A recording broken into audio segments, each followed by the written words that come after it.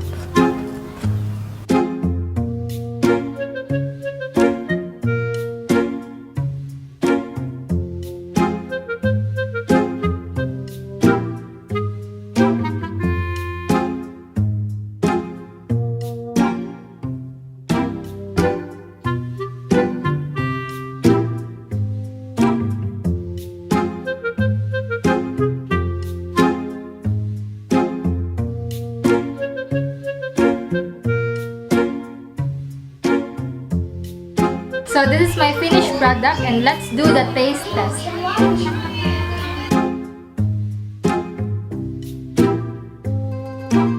Try natin kung perfect ba siya.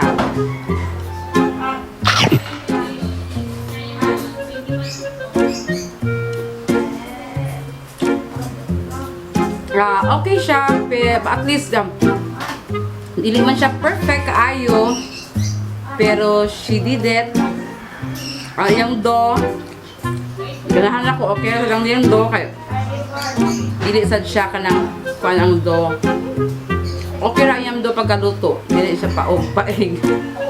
So, okay.